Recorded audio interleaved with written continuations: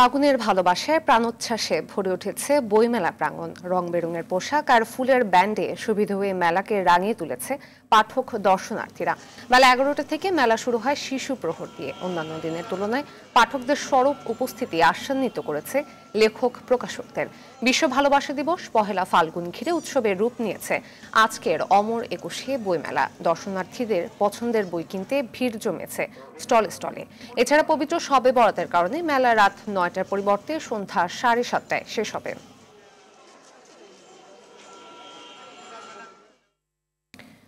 এই মুহূর্তে বইমেলা প্রাঙ্গণে আছেন সহকর্মী সাদিয়া কানিজ, সরাসরি যুক্ত হচ্ছেন তিনি। সাদিয়া, অনেকগুলো উপলক্ষতে একদিনে নিশ্চয়ই উৎসবের রূপ নিয়েছে বইমেলা, কেমন দেখছেন প্রাণের উচ্ছ্বাস?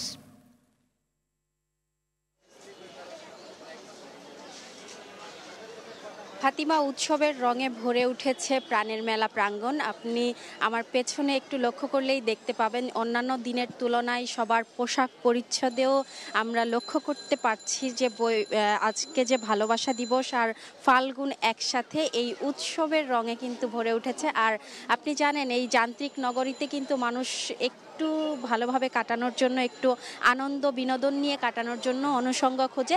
সেই অনুষঙ্গ কিন্তু একসাথে আজ ভালোবাসা দিবস এবং ফাল্গুন হওয়ায় আমরা বইমেলায়ও সেই রূপই দেখতে পাচ্ছি। আর পাঠকদের সমাগম যেমন বেড়েছে, আর আজকে যেহেতু ছুটির দিন সেই জায়গা থেকে শিশু চত্বরেও আমরা ভিড় দেখতে পেয়েছি। শিশুরা পুরো মেলা ঘুরে ঘুরে তাদের পছন্দের বই, তাদের চত্বরে ঘুরে ঘুরে তাদের পছন্দের বই কিনছেন এবং তারা দেখে নিচ্ছে যে কি কি বই, তাদের যেসব পছন্দের বই সেগুলোই কিনছে। আর শিশুরা জানিয়েছে যে তাদের বাবা মা যেহেতু মোবাইলের আসক্তি থেকে তাদেরকে দূরে সরাতে চায়, সেই জায়গায় কিন্তু তাদের বইয়ের আসক্তি যদি বাড়ে তাহলে কিন্তু মোবাইলের আসক্তি কমে যাবে এবং অভিভাবকরাও কিন্তু একই কথা বলছে।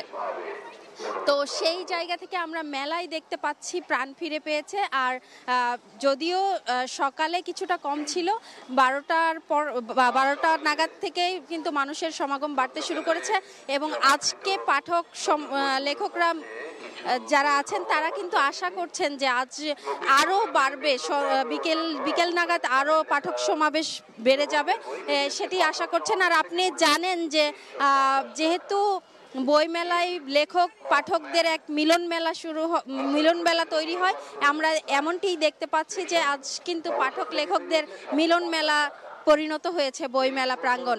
আর যেহেতু উৎসব, সেই উৎসবেও কিন্তু মেতে উঠেছে সবাই।